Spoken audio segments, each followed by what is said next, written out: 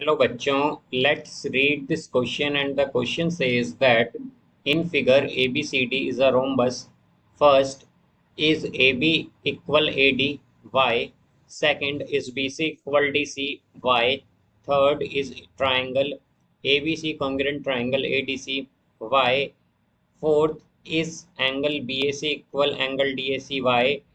And fifth, does diagonal AC bisect angle A and angle C. तो आइए अब इस क्वेश्चन को यहाँ पर हम सॉल्व कर लेते हैं। इस क्वेश्चन में कहा गया है कि ABCD एक रोम्बस है। उसके बेसिस पर हमारे पास यहाँ पर ये क्वेश्चंस दिए गए हैं जिनका हमें आंसर देना है यहाँ पर। तो यहाँ हम की कॉन्सेप्ट यूज करेंगे, कॉन्सेप्ट दैट इन रोम्बस। तो रोम्बस में हमारे पास क्या होता है, rhombus all sides are equal. हमारे पास सभी साइड जो होती हैं रोम्बस में वो इक्वल होती हैं, आर इक्वल।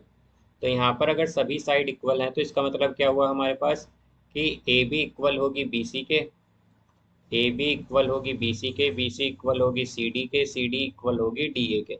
ये सभी साइड इक्वल होंगी। अब यहाँ से हम अगर पार्ट फर्स्ट देखें तो इसमें क्या कहा गया है कि ए बी और ए डी इक्वल हैं। तो अगर हम देखें कि ए बी इक्वल है बी सी के, बी सी इक्वल है सी डी के, सी डी इक्वल है डी ए के, तो हम क्या कह सकते हैं कि ए बी इक्वल है यहाँ पर किसके, डी ए, और ए डी सेम ही है हमारे पास। तो यहाँ पर हमारे पास ए डी क्या होगी, इक्वल होगी, यानी कि ए बी और ए डी इक्वल होंगी। और यही हमें पार्ट फर्स्ट में बताना था कि ये इक्वल है या नहीं। तो हम क्या कहेंगे, A B is equal to A D, तो ये क्या है हमारे पास, ट्रू है यहाँ पर। और ये भी पूछा गया है वाई, तो हम क्या कह सकते हैं कि इसलिए इक्वल होती हैं बिकॉज रोम्बस में सभी साइड इक्वल होती हैं।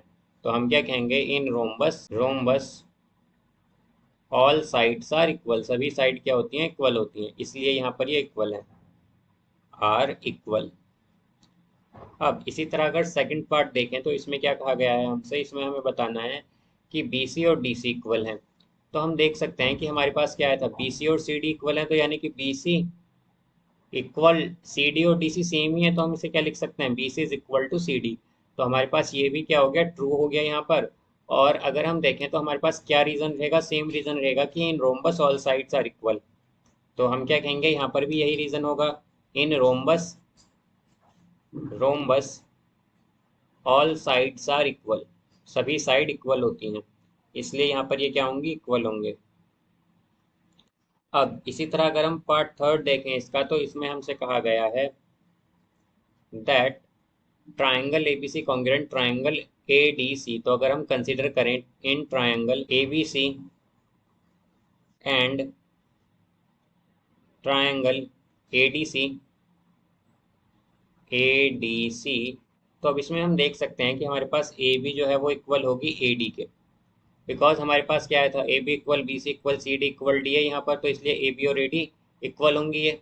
फिर इसी तरह हमारे पास जो बी सी है वो इक्वल हो जाएगी डी सी के, बिकॉज यहाँ से हम देखें तो हमारे पास ए बी इक्वल आई थी बी सी के, बी सी सी डी के, सी डी डी ए के, तो सी डी और डी सी सेम ही है, तो इसलिए हमारे पास बी सी और डी सी सेम इक्वल होंगी। और जो ए सी है वो दोनों में क्या हो जाएगी, common. A C is equal to A C, ये क्या है, कॉमन है। तो इसीलिए हम क्या कह सकते हैं यहाँ से कि हमारे पास जो ट्रायंगल ए बी सी है ये क्या हो जाएगा, ये कॉन्ग्रुएंट हो जाएगा ट्रायंगल ए डी सी के।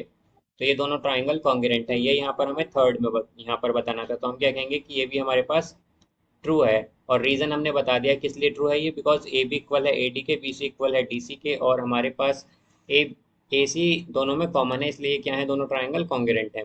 तो हम क्या कहेंगे कि ये स्टेटमेंट भी ट्रू है यहाँ पर, थर्ड। अब इसी तरह अगर फोर्थ देखें तो फोर्थ में कहा गया है यहाँ पर angle B A C equal angle D A C. तो यहाँ पर हमारे पास एक रोम्बस में प्रॉपर्टी होती है कि in rhombus, rhombus, rhombus diagonal, diagonal bisect vertex angle. Diagonal क्या करती है, बाइसेक्ट करती है वर्टेक्स एंगल को, वर्टेक्स एंगल। तो अगर डायगोनल वर्टेक्स एंगल को बाइसेक्ट करेगी, तो बाइसेक्ट का मतलब होता है टू इक्वल पार्ट में डिवाइड करेगी। तो हम देख सकते हैं कि एंगल ए जो है हमारा ये दो इक्वल पार्ट में डिवाइड होगा। तो इसीलिए हमारे पास क्या हो जाएगा कि जो एंगल बी ए सी है वो इक्वल होगा एंगल डी ए सी के। इसीलिए हमारे पास क्या होगा, angle B A C equal होगा एंगल डी ए सी के। तो ये भी हमारे पास क्या है, ट्रू है यहाँ पर। और रीजन हमारा क्या है, बिकॉज रोम्बस में डायगोनल बाइसेक्ट करती है वर्टेक्स एंगल को, इसीलिए ये दोनों एंगल इक्वल होंगे। अब अगर हम फिफ्थ पार्ट देखें तो फिफ्थ में क्या कहा गया है कि does diagonal AC bisect angle A and angle C. तो हमने यहाँ पर अभी क्या देखा था फोर्थ पार्ट में कि रोम्बस में डायगोनल बाइसेक्ट करती है वर्टेक्स एंगल को, और हमारे पास यहाँ पर एंगल ए और एंगल सी क्या है, ये वर्टेक्स एंगल है, तो डायगोनल क्या करेगी ना AC बाइसेक्ट करेगी। तो हम क्या कहेंगे कि डायगोनल AC जो है, डायगोनल AC यहाँ पर बाइसेक्ट करेगी, bisect angle A and angle C, ये दोनों एंगल को क्या करेगी, बाइसेक्ट करेगी, इसलिए हमारे पास ये भी ट्रू है स्टेटमेंट फिफ्थ भी। So I hope you understood it well, best of luck, thank you.